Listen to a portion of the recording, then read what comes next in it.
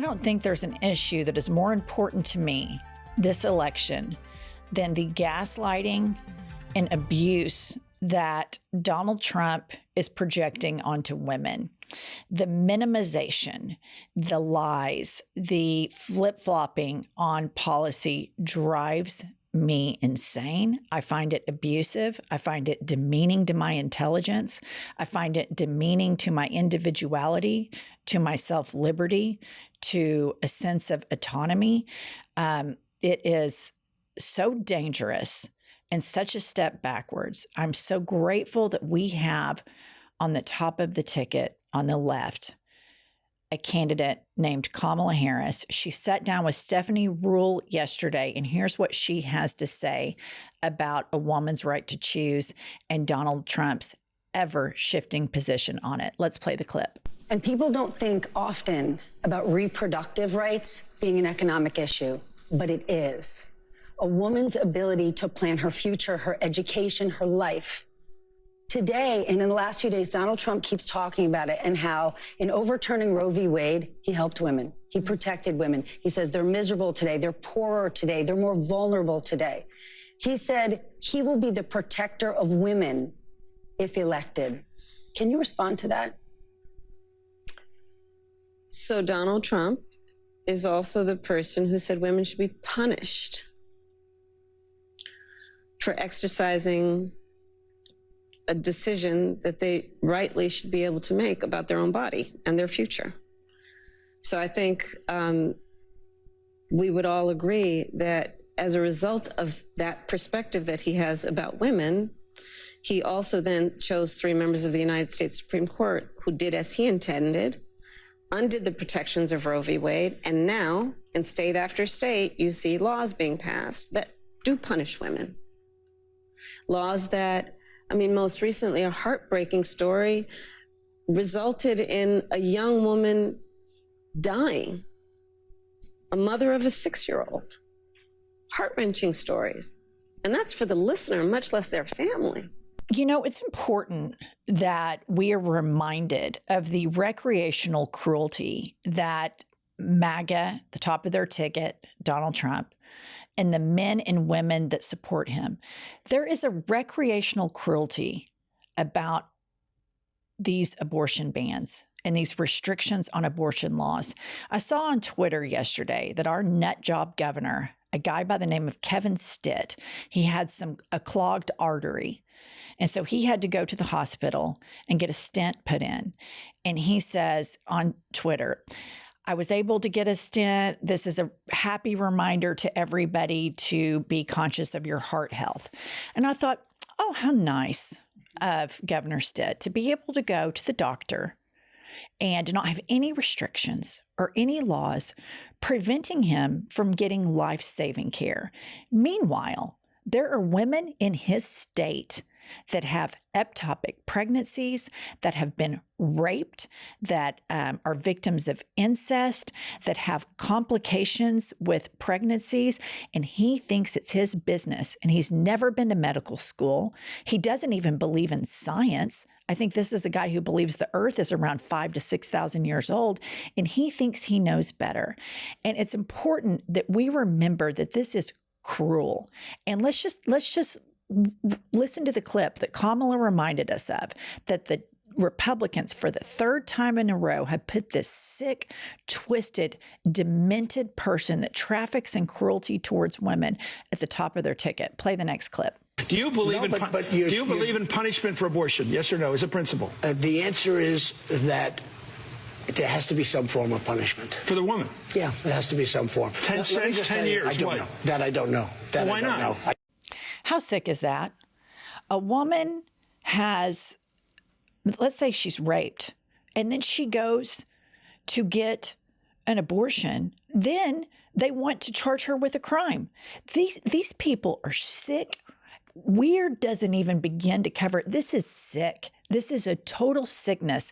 And to the women and men of America that support this, I'm going to quote Governor Walz, mind your own business. This is Taliban shit. It's frightening. What bothers me the most about the Republicans and their stance on abortion and Donald Trump saying he is a protector of women. He takes agency from women. He implies that women are not capable of making decisions regarding their family and their health care. And my response to that is, everyone on the Republican right lives on the moral high ground. This could never happen to them. Their families are perfect. And my response to that is, it is not just drunk college kids not practicing safe sex. Women with children and families and husbands and wanted pregnancies want to expand their families and cannot because of medical complications that are easily treated, avoided, and prevented. But we are in a situation now where doctors do not want to treat women that have complications with pregnancies. They do not want to perform a life-saving abortion until there is a fine line between life and death because they could be criminally prosecuted. No place on earth is it appropriate for someone without a medical degree, with no medical training, that has never met someone to make decisions about their personal health.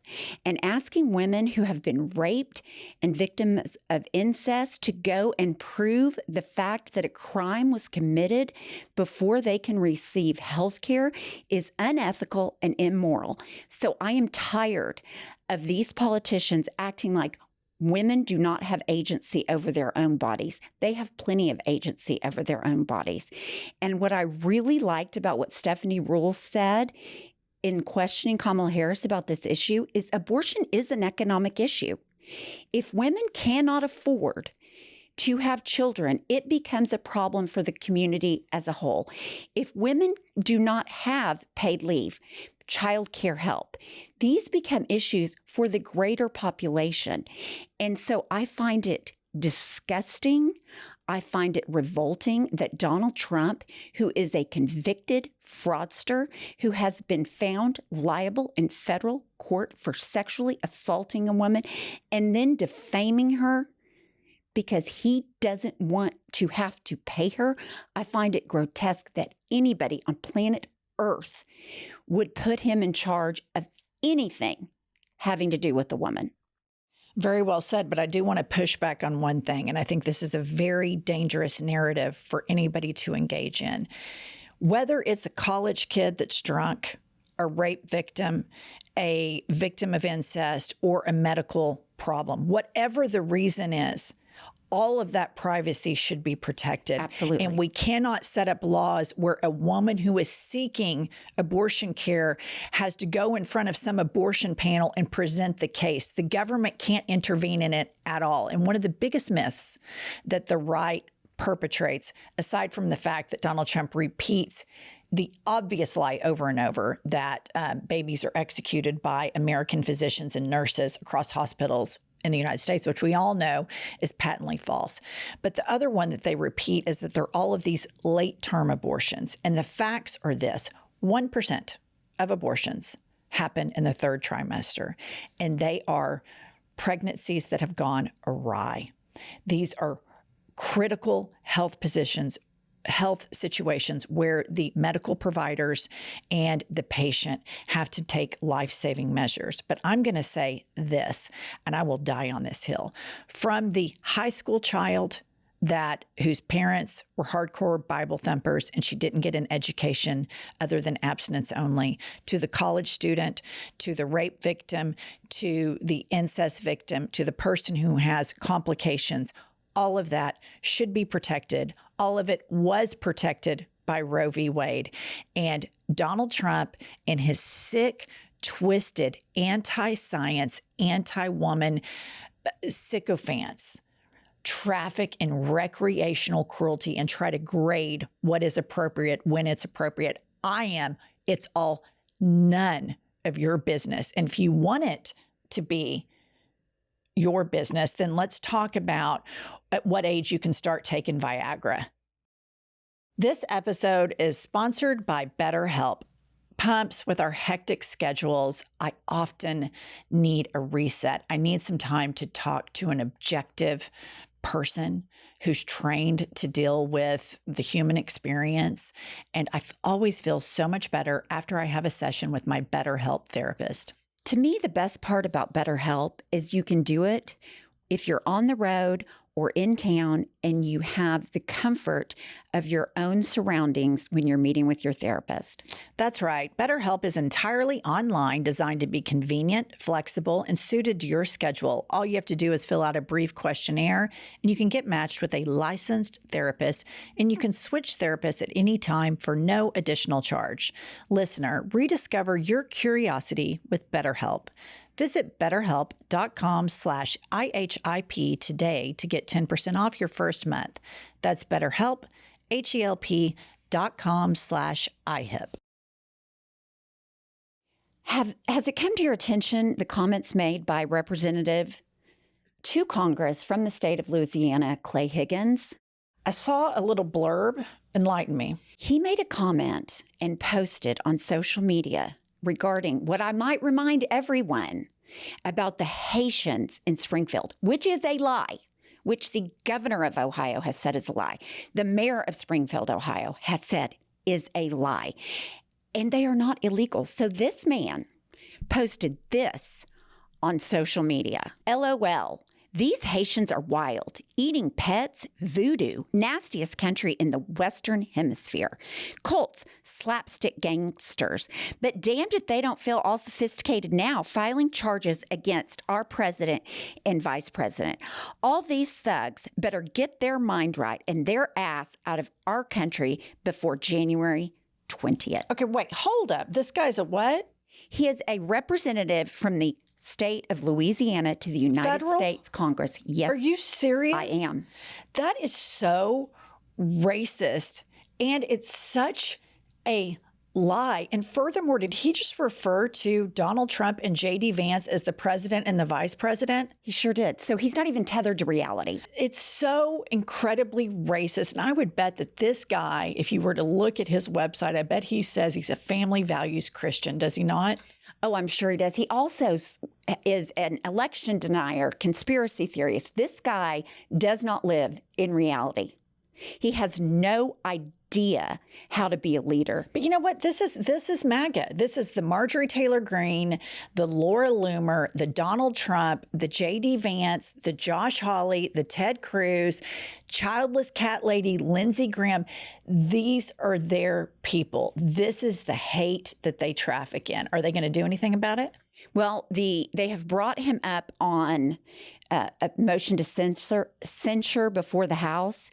But I'd like to play now what Mike Johnson's response to this was. Any comment on the tweet that Clay Higgins put out today about Haitians? I heard about that on the floor just now as well. Clay Higgins is a dear friend of mine and a colleague from Louisiana and a very frank and outspoken person. He's also a very principled man. And I think he tweeted, I didn't even see it, but he tweeted something today about Haitians, and he was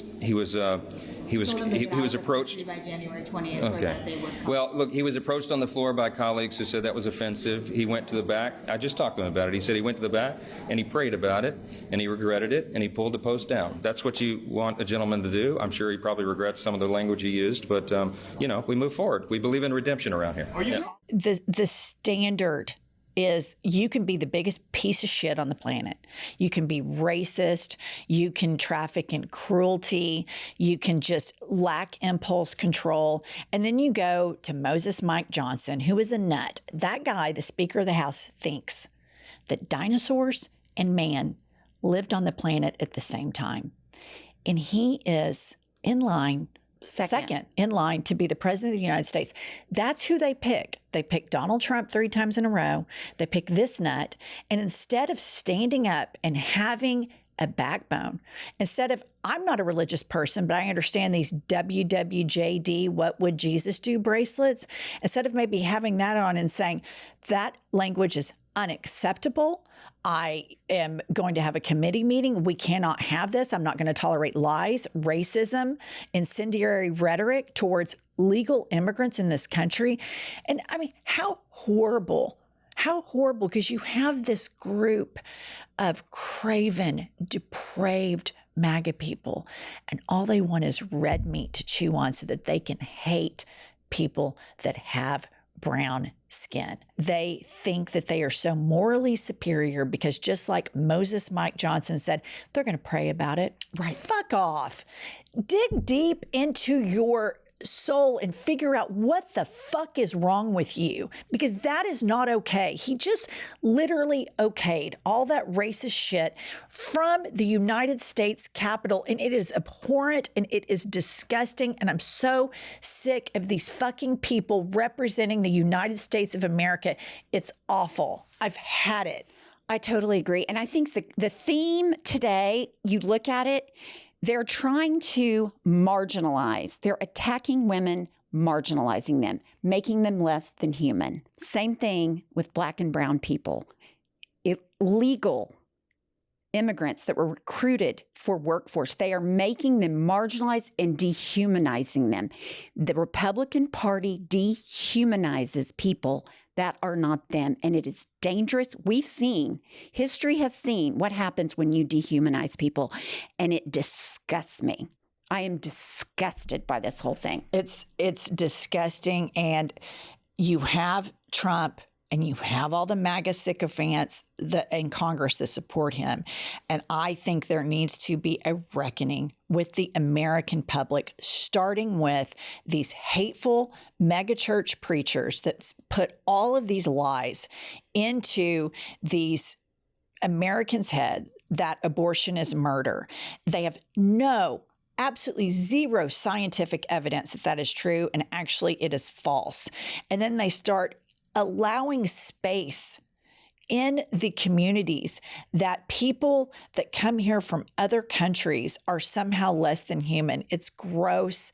It's sickening. You have damaged people, really, really damaged people, psychologically damaged and indoctrinated people that support Donald Trump, and then all the people that endorse him. These are broken. These are not our best people. These are people that need intensive deprogramming and psychotherapy. Genuinely. Yeah. I mean, Mike Johnson needs to be completely deprogrammed. He's delusional. He's completely divorced from fact and reality. The fact that he sits there and talks about his faith and praying, and then he endorses Donald Trump, and he doesn't see the breathtaking hypocrisy in that. It's not something that happens with Mike Johnson and Donald Trump in a vacuum. That trickles all the way down to Joe Q voter in rural America that goes to church every Wednesday and every Sunday, but somehow hates so many people and thinks what happens with a woman and her doctor is his business. And I mean, I've had it. All right, guys, stick with us for more hot takes.